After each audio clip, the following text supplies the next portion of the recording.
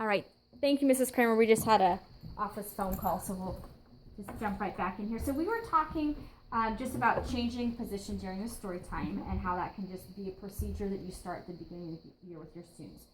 To continue with that, I know we've talked before just about, actually, before I go into the transition piece, another thing I noticed is because, we're all wiggling. They want to wiggle, is offering them some kind of signal. So if they're naturally going to want to giggle, and that's okay. I always, give them a thumbs up, but give them something that they can do that are specific signals. I know I've used with my students before, like a thumbs up if they like it or agree with it, a thumbs down. So maybe the wolf's coming and they don't like it, so they can give a thumbs down. They thought the same thing was happening, and I've used that for first grade through fifth grade, just as signals. I think there's things like that we could use for our TK students, but it gives them a physical movement and also helps you to see who's engaged. It allows you to have kind of a built-in quick check model there before the little conversations start between them. And then you can just remind them, oh, TK friends, I see that you like the story. And so they're not turning and talking. I wanted us to take a little bit, I know transitions were something you brought up that you wanted just some more feedback on. And I know that's something you've been working on. And so this first transition I wanted to show you again was in between the story before we got to the table. So it looks like students some had received stickers, and the rest are waiting for the next piece. And that's when we kind of started turning and talking.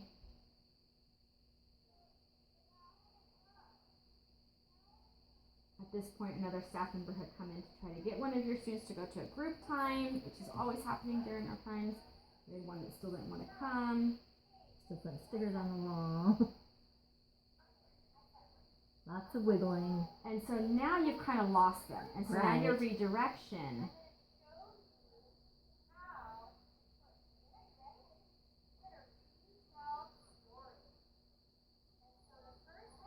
I'm going to pause it right here. And our friend is touching another friend. Yes. We're not using Kaifuti. So exactly. So during that transition time, and I've got another one.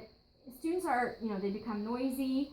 Some got up to get their stickers, which was part of their procedure that they needed to do, but the others weren't quite sure what to do, and then they started talking.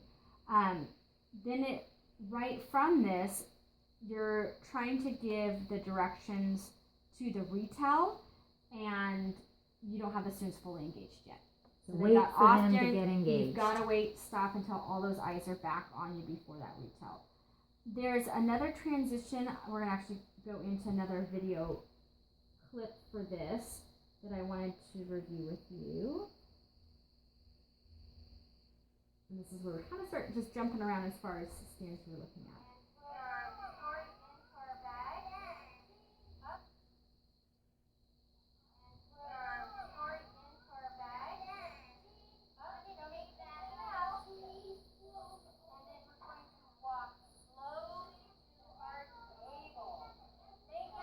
So you're giving great directions. Walk slowly to the table, put your cards in the bag, but you didn't have all of those kids' eyes on you for doing it. So then they kind of get there, and they're not. They kind of don't. And so that's kind of, I think, one of the biggest areas is just tightening up those transitions. So my recommendations on there is to really create a clear procedure for transitions. I notice you have some lines on the ground, which is great, and I think if you can use these, I notice they match your color tables that you have students going to, so I think these could be very valuable for you to use. And I think what you need to do for every transition from rug to table or table to rug is to get them in groups, get them lined up on those lines with a voice level and a signal. So I'm going to kind of just move this way for just a second, and because you have such a great space here. And so one thing I was thinking is when they're coming from the rug, making sure that you really have them stop. So again, we talked about earlier, if you've moved your body here now, then I've learned to change my patellas and put my eyes on you, and I'm waiting. So now I know I'm facing this way. I wait for those directions. There needs to be a clear signal, maybe an up or a voice command to stand. And then I would train those students to come to the line, toes facing front. I always tell them head behind head, so they're looking at their friends' heads. I I've seen you do some double zeros. We use a 0 as one of our school voice levels, so giving them the double 0, and then they have to just be here.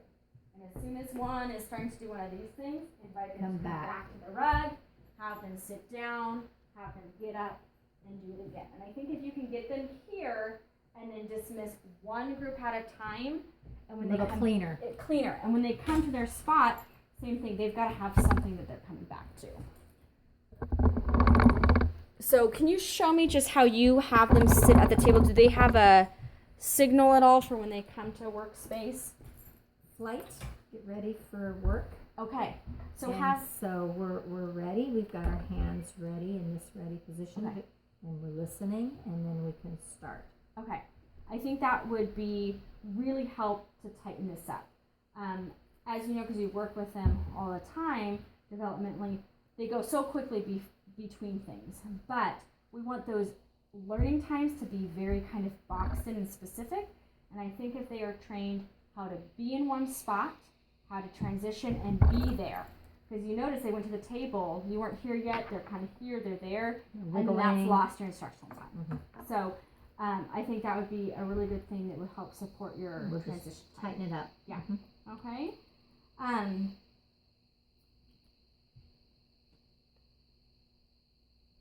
kind of talked about that and the lining up, which I think would be really good, and just that anything that you can continue to do for the physical response. We actually just saw this video clip from the first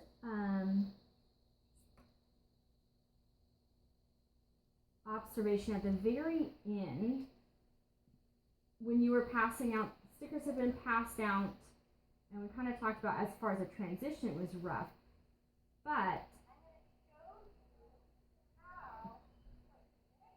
you're trying to give the directions right here.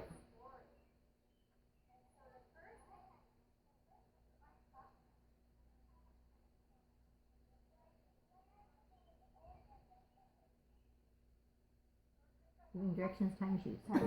Yes.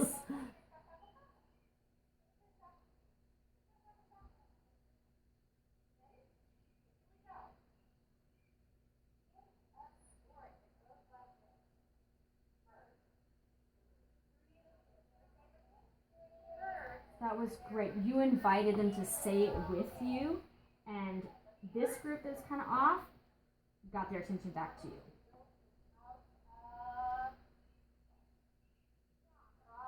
Okay, so right there, I feel like that clip kind of shows that first time you said, this was a story, let's all say, about 3 little pigs. So they knew to say 3 little pigs.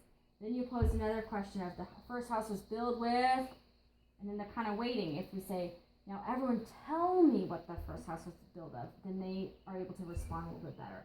I love, Mrs. Kramer, how you use this retail apron because it shows developmentally that you know where the kids are at. It gives them that extra visual. It's close to you, so there's no time loss in a transition for you, which is great. But as we talk about the transition here, I feel like you are modeling, you know, I saw you do you're doing kind of that I do piece right now, but they're not fully with you. And I think my recommendation for you would be to not be afraid to just stop. To stop, maybe you even have to take off the apron in a very sad way and say, oh, dear friends, I'm so sad. I had to put our special activity away. And then you just sit down, and you told me that you have kind of your ready to learn position. And you just wait. And just wait till they're ready. Wait till they're ready. And I know for us, it feels painful when we just have to stop and wait. And it may mean that they don't get to this learning activity later. But if they don't get that piece first, then all of this, the standard-based stuff that you're working so well on, can't get to that. They can't advance to that. So just as you look into, I know we're ending this year, wrapping up now, but as you look into next year, really being okay with just stopping. Model for them things like, I'm just going to take a moment with a 0 voice. I'm just going to wait. And if they're calling out, I'm going to 0. And just lowering your voice with them too, I think would help because you had great steps in there. Your visual for them was great, but they weren't with you yet. So that's just kind of the recommendation there. This builds into their activity, which was the main focal point of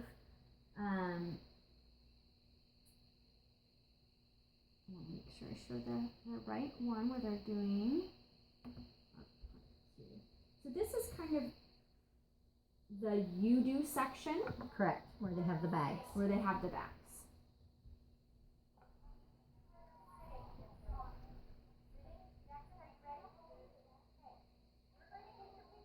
Oh, he did it. That never happens. Okay, we have to sit in, so take that win.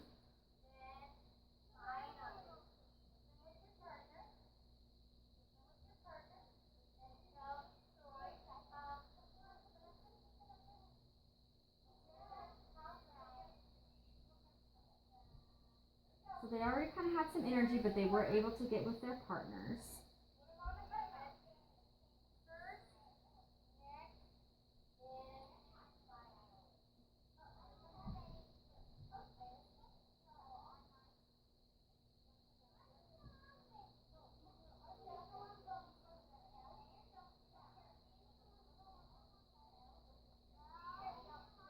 So about the time you get them set up, we start having Issues. groups that need you. And so as this clip continues, you have to go to this group and help lay out the cards. And then this group asks you, then you have a group that actually stands up and comes over to you. And so, so right here, I'm going to pause it. This is great. You're modeling for them how to do it. And so that's a great piece. But what I noticed next is then another group needed you, and then another group. We need to model it again. I think we needed to model again. We needed to model it one more time on the floor. Yes, exactly. Have everybody watch how it's modeled on the floor. Yeah. So you had that I do piece, and I feel like you kind of jumped into the you do and didn't get enough of the we do. So I think you kind of did it on the apron as the I do. Do it down on the floor. Do it. I would have them get around you in a circle and do it on the floor, going through modeling that language. And then I think they would have been probably more successful at this piece, because what ended up happening is then you had to We were practicing with everybody anyway. Might as well do it as a group. Yes. One thing I thought of, because I've noticed it multiple times in here, I've come in and you've been doing thinking maps with your students, and I thought one thing that with the cards might help would do a flow map. It reinforces the words. They're not reading them yet, but they can recognize them. And when I noticed some of them on the carpet, because they had several cards, you said put them on the carpet. I thought if they had a specific spot to go, what happened first? He blew down the house of straw. What happened next? The pig built the house with sticks, and the wolf came and blew it down. What happened then? And then finally. And I thought it might just help if they had a flow map to put the cards into. So then I love that sitting idea. on the rug. Then it's right in front of them. They have no place other than to put it at their work map. Yes. Oh, I love that. We're just saying that this is your work map for today. And this is also a work map that you could use for every story. I notice you're really focusing on retail. We do the stories and retelling a lot. So this would be wonderful. So you could kind of make it and use it all year with them. And then that's a set routine that they're used to. Oh. And then they're learning first, next, then finally. Yes. I really like it. Okay, so that would be just something that you could incorporate kind of all year to help support retail, which has been a focus in your class. And it's a focus across. Across. Great. So, and we'll get them used to it in TK. It's easier in kindergarten. And Bonnie, that is a great thing to point out. I really appreciate how here at San Benito, you're so aware of our other grade levels too, because it's important that they see this with you, so that in kinder they see it, and by first grade when they have to write off of a flow map, they're used to it. You're already training them to talk off of a map, which leads to writing, and that would be great. So that could just be a piece to incorporate. So the last thing I saw just in as far as procedures was just kind of your cleanup procedure. So sorry. What do you feel about cleanup procedure? What I really want to do next year is have Okay. little trash cans on the table. Okay. And then we can put our trash into the little tiny trash can. Because that would avoid this jumping up and movement back and forth to the trash can that we have. So that is my goal. I have seen them in the past. I didn't see them at the beginning of the year. It was sort of in my head, but didn't get done. And during your cleanup procedure, who do you feel like is doing more work, the students or you? Oh, I think really the students have learned that they're supposed to do one cut. So I've got about 3/4 of them can do one cut and clean up. Yeah. And I have that little bit left who just can't cut, and so therefore the cuts are a little tiny. Yeah. And then that group ends up not cleaning up. Yeah. So it's training and more training, and Yeah. they're off to kindergarten to be trained Yes, again. to be trained again. So, and that's, I definitely think, having a trash can closer. I notice again, if they have to go to that line procedure, then that's going to help, because what happened is they were off to, okay, we're cleaning up. You told them verbally several times to clean up, but very few of them followed that. I don't think they necessarily knew what that meant. So training them up, we are going to clean up. Everyone hold up your scissors. Great, put them in the tub. Everyone hold up your pencil. Put it in the tub. Show me the pig puppet. Great, when I say go put it in your cubby. So it's very specific, and then every time they have to come back to here. Because I saw that you were working very hard during cleanup, and they should be working equally as hard. One reason I like having them have to go to a transition line is it gives me a moment, if they are there and quiet, it gives me a moment to kind of scan the room. And two kind of things, I call anything a game. 2 games I've done is, one of them is mystery piece of trash. And I'll look around, and if I still see a lot of trash on the ground, I'll say, you guys have a mystery piece of trash. And I'm going to give a sticker for whoever can find the mystery piece of trash. You don't bring it up to me, I'm seeing it with my eyes. And then I set the time, you guys have 30 seconds. And so their whole goal is to get every single piece of trash off of your floor in the trash can. Your eyes are on that mystery piece of trash. You see who picks it up, and at the end of the time, you give a sticker to that person. And it works really well. And I just train them. If they walk up to me with a piece of trash, I just say, I know what the mystery piece of trash is. Keep looking. And that way they're doing the work, and then they're back on that line. So that's one thing. There's lots of little games like that you can incorporate. But I think, one, slowing down the cleanup and making it and do it step by step, as painful as that can be, I think it's needed. And after you do that for the first 2 months of school, they'll know how by to do month it. 3, it's cleanup, and they're here, and it's there, and they're ready, and your floor is clean. Instead of you having to try cleaning up while you're trying to get them started another activity. So that just goes back to the procedure piece. And again, just back to some of this as we were doing this part, I did see that within your lesson plan and within the observation, you do have that I do, we do, you do model, which is great. And I think we talked about this, just tightening up the we do. I think the TKers need more time at we do before you go to I do. But that was evident in the lesson plan you turned into me, and also just during the time there. The last standard that you wanted me to kind of take some additional look at was just demonstrating knowledge of subject matter, content, and student development. And you had shared with me just kind of earlier in the year just some struggles you've had with either parents wanting it to be more challenging or people feeling like it's too challenging. We have both. So some students are challenged, and it's difficult, and some students it's very easy and they are just ready for kindergarten. Right. And so the difficulty is monitoring and adjusting, and making sure that all students' needs are met, and making sure that the activities sort of have a piece in it that can go to the higher student and also is okay for the student who isn't capable of doing it yet. So it is a daily struggle with TK to make sure that everybody's needs are being met. And I think the lesson plan that you turned into me has that. You have standards, so it's clear standards are there. You have a goal. You had kind of the supplies that you're going to need. So you had, rug time where they're listening to a story. Then you got them up and moving to with a partner first work. So there was conversation between the retail. Then got them up to an art project. Then you actually ended with a science project, and that was all tied into one story. So as far as if I'm looking at it, does the teacher know the content material? I would say that was very clear. You wanted to do story retail, but you wrapped all of their standards into one story, the 3-Year-Old Pigs. Fine motor was wrapped into that.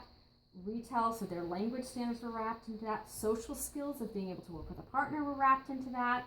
And those motor skills that they need wrapped into that. And then you just tipped it off with adding a little science in there as well. At the end. So being able to map your curriculum like that and finding how one part of your day can give you the biggest bang for your buck as far as the standards is great. So continue to be guiding your plans in that way is great. And we're going to just keep working on just tightening up the I do, we do, you do within the lesson. But as far as covering your basis of the standards, you clearly understand where you want your kids to go and ways to get them there. And I think part of with that of tightening your I do, we do, you do is just simpler directions for the students. Just slowing it down. So when you get to the bag, everyone hold up the pink paper, everyone hold the scissors. Now cut out the foot and hold it up. Same thing just with the retell. You might even do it with your fingers. I will give you a bag, you'll pull out the cards, you will freeze your hands. And let's say it together. I will give you the bag, you'll pull out the cards, you will freeze your hands. When everyone's done that, then you can kind of hold up the next step. Now you're going to take your thinking map and you're going to tell me, put a card, what happens first, next, then finally. Everybody say it with me. Next, I'm going to take my map. I'm going to put a card, what happened first, next, then finally. Then give them that step to do. So they're getting very succinct and in small chunks. We saw in some of the video clips you had all those directions, but you were still talking over them. And you have to be okay with stopping and making those chunks small. Okay? And I think will work on that for next time. Overall, that will be, a great piece there. But other than that, the lesson was fun and developmentally appropriate. You had extensions to make the pig bag. They demonstrated their fine motor skills in that, and then again, you tied it into science. They always want to look to see is there anything I missed the opportunity that they could have also, any other more learning we could have done in there. And with all the pieces you had, the only thing that came to mind for you is using the pig bags. So part of when we didn't play with them. They could have retold the story. So I know you've struggled a little bit with now they're done. What do they do? Well, I need to help the students. It's a little slower. The directions could have been retell the story with your bag to your partner, so that they're again having those language development skills in there and something to do with the project that they did. So we could see how the pig was tied in, but then they could see again how that pig puppet. Oh, now I'm making my pig talk through the same story. So that could have just been an opportunity to have a little bit more retail and a little bit more language skills in there. And as far as just kind of influencing future plans, how do you feel like how you presented this lesson might influence lessons you do in the future? Well, we work all year on retelling, so I think having a flow map is going to be very helpful. Okay. And so from the beginning of the school year, I'll be using the flow map. I do retell cards with a lot of different stories. I also felt that retelling the story again, we used it once with the CD, but retelling it again with just me doing it. Okay. And they could do it, they can use the same story, do it again, use the flow map, and then they can also have an opportunity to practice all the things that we've talked about. Right. So slowing it down, showing them in a circle how it will work. I think all of that, children love stories, and so the fact that they can have it one opportunity to touch it, they can touch it again a second time would be just fine. And I think as you were talking, that made me think, because you're very center-based in here, this could be something that could actually just be a center the following week. So you guys spend a lot of time doing it the first week. The next week, one of these thinking maps and some of the cards and maybe a few of the puppets that they made could just be at a center. Could be at the Language Arts Center. And they could practice just retelling it. So again, it just is going back to a skill that they're already comfortable with, but can take it a little deeper because they know it. And puts them being the teacher instead of you being the teacher. So they kind of build that, I was saying, miles on their tongue of reading. So that's something that you could incorporate as well. So I wanted to make sure just before we close today that I just reviewed with you some recommendations that I had just to support student learning and your own professional development. My role here is kind of two-part. I want to ensure that you are developing as a professional just as much as the more effective you are as a teacher, the more learning that our students get. So we're kind of all on the same team here for this. So we've talked throughout, but I kind of made a list, and I'm going to give you a copy of this list so you have it too. And if there's any of these you kind of disagree with or feel like you need more support on or would not be able to pull off, this is a great time that we can talk about that. Sure. So one thing we talked about overall is just kind of eliminating some of the extra supplies in the room. And that's come out just from other conversations. So you talked about that over the summer you're going to kind of work on just kind of decluttering some of the spaces to really support our universal design for learning. Correct. And so one of the ideas less visuals for the yes. students to focus on, yeah. and less. They're more focused on what's going on in the classroom and what's expected, yes. rather than on pieces that aren't necessary. Yes. And then those procedures and routines are going to be a lot easier when those are in place. So you had mentioned that you're going to work on kind of covering some of your shelvings with curtains, having it be a solid color, not patterns. We don't, again, want to have anything overly distracting to Go with some solid blues, I think. Yeah, along there would probably be good. We talked about just organizing your materials so you can kind of rotate them by unit, so kind of securing some spot that they could be maybe even off campus, and then just bringing them in by unit and really have and we it. kind of did that this Good, year, and okay. that we rotated things in rather than having everything that had to do with animals in the room. Those came in when it was time for animals. Great. And when it was time for doing Arctic animals, those animals came into the room and then they went away again. So I sort of tried to do that this year, but it did feel like by the end of the year we had too many things in the room. Yeah, and that's kind of why it's nice when we get to stay at the same grade and adjust it again. And you're very organized within your tubs, I've noticed, so that'll be great. The more you can kind of just keep that going and rotate it would be good. One of the biggest things that I feel like I saw you kind of want, and also kind of the need for within the classroom, is just to really structure transition times. So some of the things we talked about today is to train your students to freeze at a word or a sound signal, so a bell or a special word for them to freeze. Train your students when they hear that signal to put their eyes on you and have a physical action, so they're physically turning towards you. Move around the carpet squares. When you're teaching, so anytime if they are trained to follow you, then anytime you're teaching, you can turn and come back here, and they have to follow you, and you're holding up the letter cards in the back of the room today. It keeps them guessing and it keeps them moving. So we want to have that little bit of element of surprise where they're not quite sure what we might do next.